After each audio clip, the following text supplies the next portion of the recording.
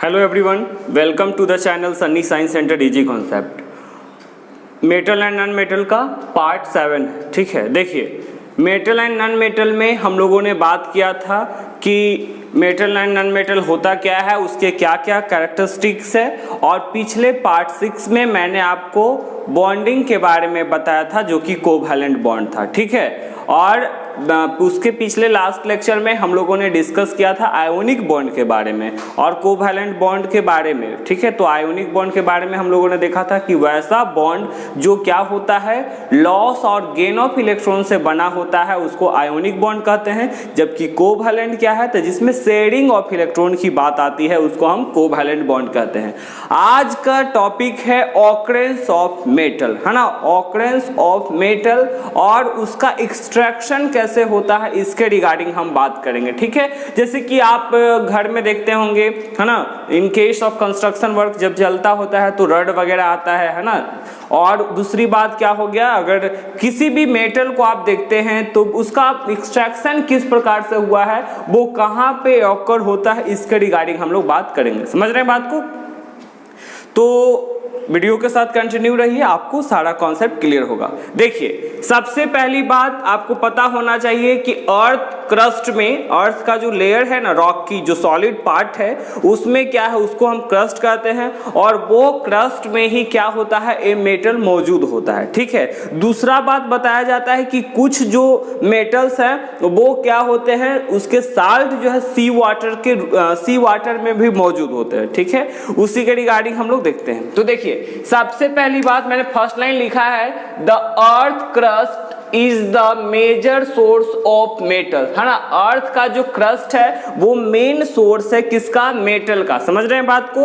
अर्थ का जो क्रस्ट है वो क्या है, मेन सोर्स है, मेजर सोर्स है किसका, मेटल्स का, ठीक है। Sea water also contain soluble salt like sodium chloride, magnesium chloride. और समुद्र का जो पानी है उसमें भी कंसिस्ट करता है सोडियम क्लोराइड और साथ साथ में मैग्नीशियम क्लोराइड। तो ये जो कह रहा है कि अर्थ क्रस्ट जो है, देखिए जैसे अर्थ मान लीजिए हमें इसने बनाया, ठीक है, और इसका जो क्रस्ट है, जैसे आउटर मोस्ट जो सॉलिड पार्ट है ना, solid part of the earth, है ना, जो कि रॉक मटेरियल कंसिस्ट करता है, तो वो क्या करता है कि उसमें मेटल, है ना, बड़ी है या उसके अंदर मौजूद होता है। और कुछ जो मेटल्स होते हैं वो कहां पे मौजूद है, सी वाटर में, ठीक है।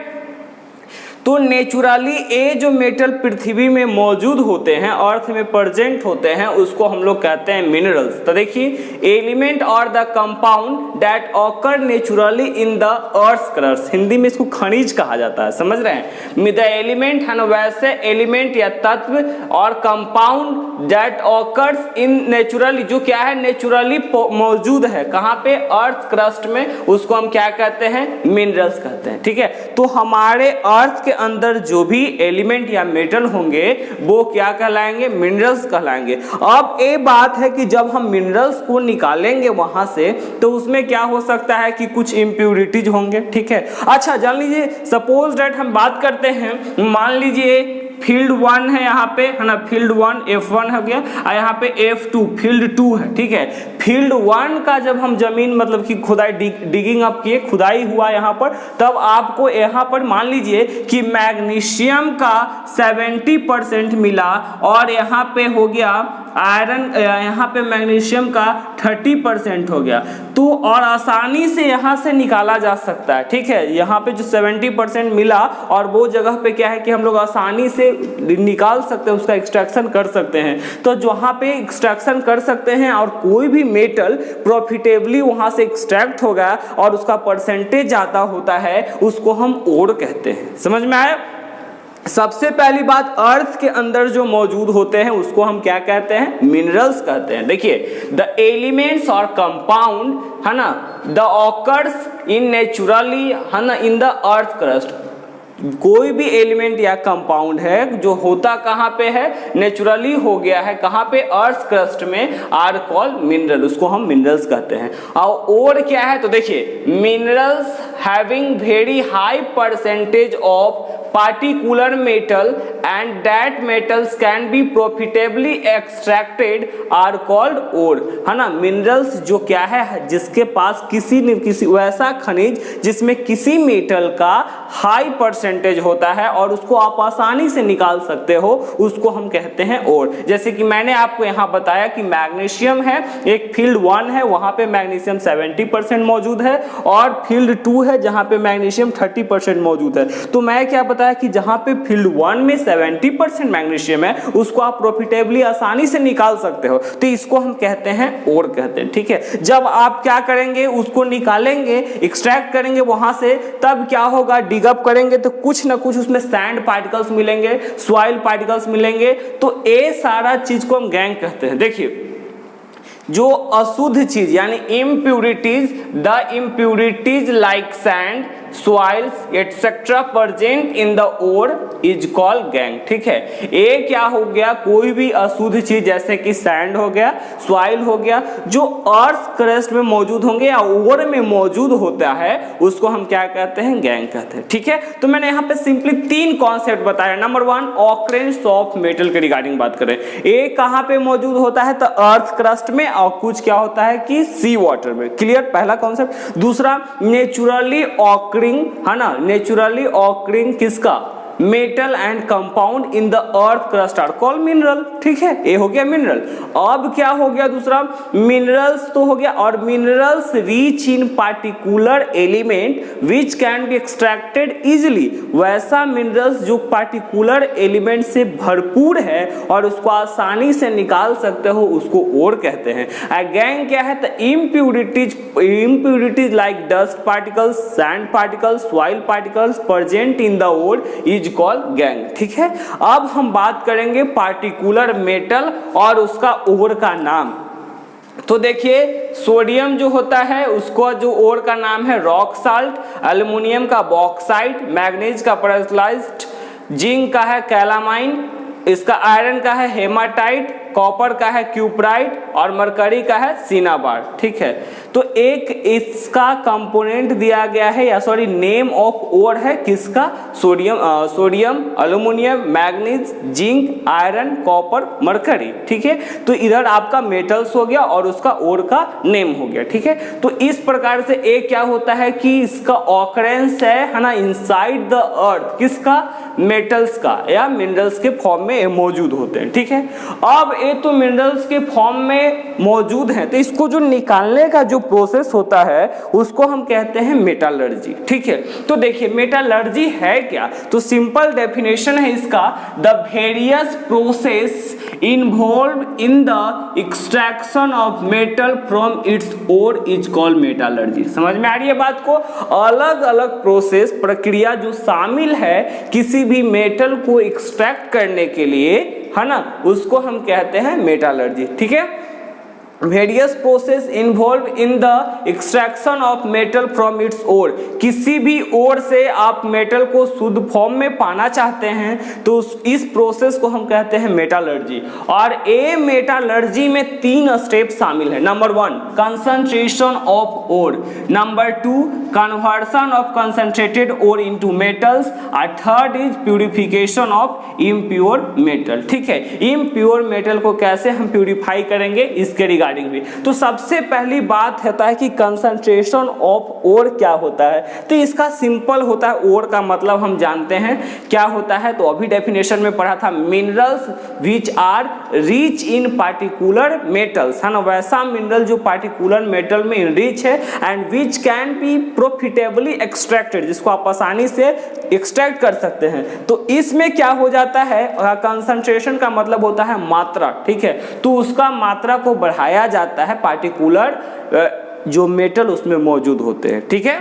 दूसरा आपका कहता है conversion of concentrated ore into metals, तो सेकेंड स्टेप में क्या आ जाता है कि जब यहाँ पे इनरिच ओर हो जाता है, इनरिचमेंट ऑफ ओर होता है, इसके बाद क्या होता है, यहाँ पे एक मेटल ऑक्साइड में कन्वर्ट होता है, और फिर मेटल ऑक्साइड में कन्वर्ट होने के बाद उसको प्योर फॉर्म में लाया जाता है, या तो आप यहाँ रिडक्शन करवा सकते हैं, उसके जरिए क्या होता है, इसको हम सेपरेट कर पाते हैं और क्या कर पाते हैं, शुद्ध मेटल जो है हमें मिल जाता है, ठीक है।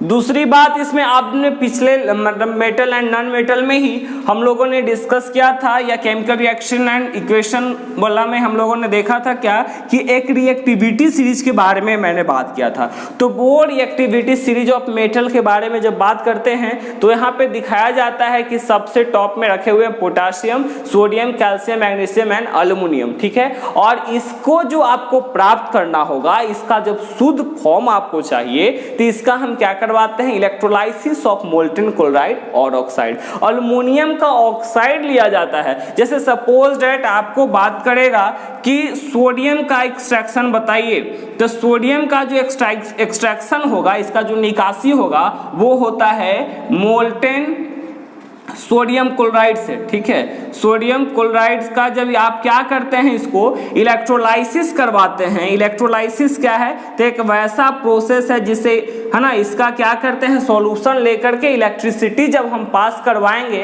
तो जैसे ही आप इलेक्ट्रिसिटी पास करवाते हैं तब क्या होता है, यहाँ पर जा कर के फॉर्मेशन होता है। कैथोड पे आपका सोडियम का फॉर्मेशन होगा और इसके जो है कैथोड पे आपका सोडियम बनेगा और एनोड पे क्लोरीन का फॉर्मेशन होता है। कब, जब हम इलेक्ट्रोलाइसिस करवाते हैं मोल्टेन सोडियम क्लोराइड का, तब, ठीक है। तो इस प्रकार से क्या होता है, हमें सोडियम का फॉर्मेशन हो जाता है, सोडियम मिल जाता है, ठीक है। देखिए सोडियम क्लोराइड से हम लोगों ने, मोल्टेन सोडियम क्लोराइड से हम लोगों ने सोडियम को प्रॉफिटेबली निकाल लिया। सोडियम जो आपका मिलेगा वो कहाँ पे मिलेगा, कैथोड पे, और क्लोरीन जो मिल पाएगा आपको एनोड पे मिलेगा, ठीक है। तो इस प्रकार से एक्सट्रैक्शन होता है। जबकि वही दूसरा केस हम बात करते हैं एक्सट्रैक्शन ऑफ एल्युमिनियम का, तो मैंने बताया आपको एल्युमिनियम का हम क्या लेते हैं, मोल्टेन क्लोराइड ना लेकर के मोल्टेन ऑक्साइड लेते हैं, क्योंकि इसका क्लोराइड के साथ जो स्टेबिलिटी होता है वो हाई हो जाता है ना, आसानी से तोड़ नहीं सकते हैं। इसी वजह से हम इसका क्या लेते हैं, एल्युमिनियम का ऑक्साइड लेते हैं। और जब इसमें भी इलेक्ट्रिसिटी आप पास करवाएंगे तो ये आपका है एल्युमिनियम में टूटेगा, अब प्लस, है ना, ऑक्सीजन के रूप में टूटेगा। तो कहने का सेंस यहाँ पे ए होता है जाकर के, ठीक है। कहने का सेंस यहाँ पर ए है कि जब आप क्या करते हैं, इलेक्ट्रोलाइसिस करवाते हैं किसका, एल्युमिनियम ऑक्साइड का, तब क्या होता है, फॉर्मेशन होता है एल्युमिनियम का, जो कि प्योर फॉर्म में आपको मिल गया और साथ में क्या मिलता है, ऑक्सीजन मिलता है। तो इस प्रकार से पार्टिकुलर मेटल का एक्सट्रैक्शन होता है, ठीक है।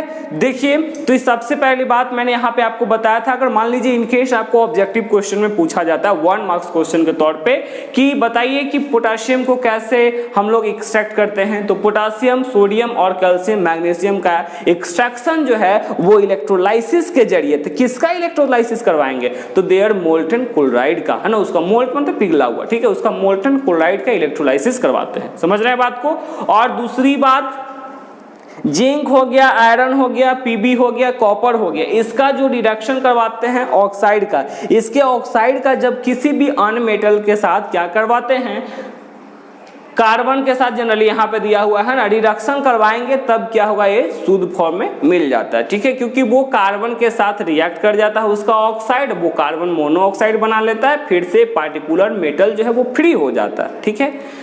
फिर इसके बाद देखिए कॉपर एंड Hg है, तो इसमें सल्फाइड, और आगे की जो लेक्चर होगा मेरा उसमें इसी पे बना होगा जिसका नाम है रोस्टिंग एंड कैल्सिनेशन के बारे में, ठीक है। और ए जो होता है दे आर, है ना, जैसे कि सिल्वर हो गया, गोल्ड हो गया, प्लेटिनम हो गया, तब found in native state, found in native state, है ना। ए जो है नेटिव स्टेट में ही, अब जो कि प्योर फॉर्म में ही आपको मिल जाएगा।